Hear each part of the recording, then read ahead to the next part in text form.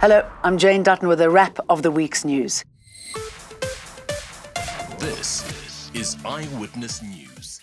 Some children are still recovering today after suffering from suspected food poisoning on Thursday. 25 learners from the Mushulazane Mayisela Primary School were rushed to health facilities after complaining of stomach cramps. They had allegedly eaten snacks bought from street vendors in Bronkhorstspruit. Angry residents have been targeting local shops to shut them down.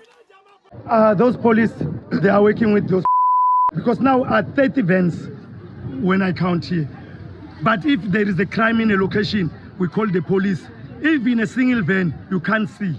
But today, because there is a small thing that we are protesting, say they must take all the snacks. The police van are more than 30. What are they doing? There is a problem with our government, with these foreign national people.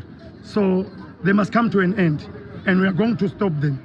And in Naledi, Soweto, a memorial service was held for Katlego Olifant, who died on Sunday. Katlego and 5 of his friends died after eating snacks bought from a local spaza shop in the area. Are we likely to see an end to the devastation in Gaza? We ask after Israel confirmed it had killed Hamas's top man, Yahya Sinwar, in the Palestinian territory. Sinwar is believed to have orchestrated the October 7th attacks on Israel.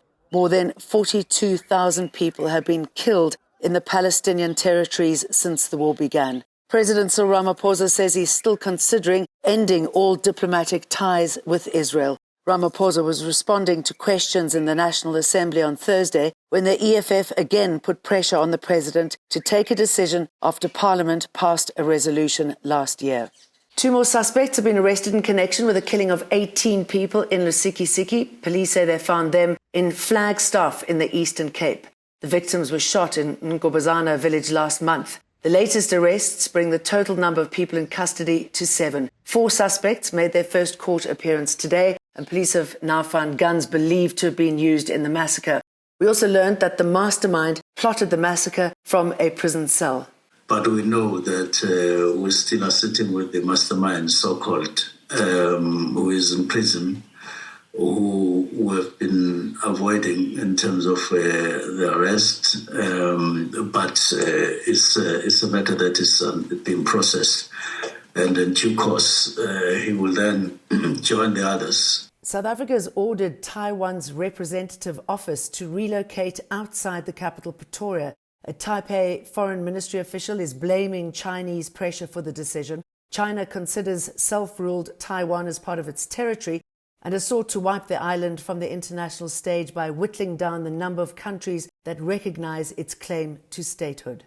Preparations are underway for the funeral of former Finance Minister Tito Mboweni. He died last Saturday at Mill Park Hospital in Gauteng following a short illness. Mboweni will be laid to rest at his hometown in Tzaneen in Limpopo tomorrow. President Cyril Ramaphosa declared a special official funeral Category 2 in honour of the 65-year-old.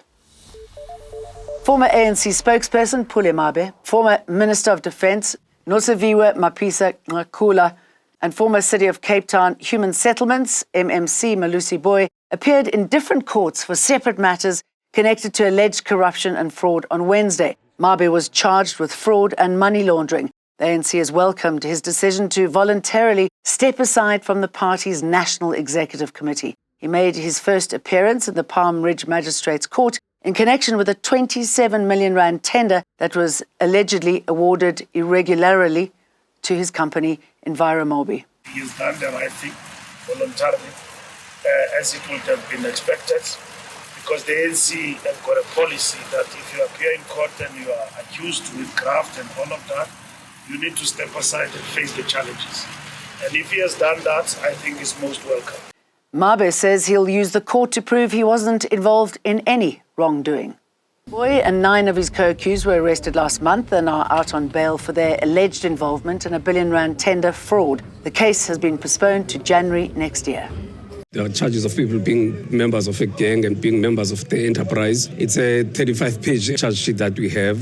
And Mapisa-Nqakula's case, where it's alleged as Defence Minister, she solicited and received 4.5 million in kickbacks from a defence contract, has also been postponed to the 5th of December. where the court will hear an application by her to have access to Section B and C of the police docket in the case.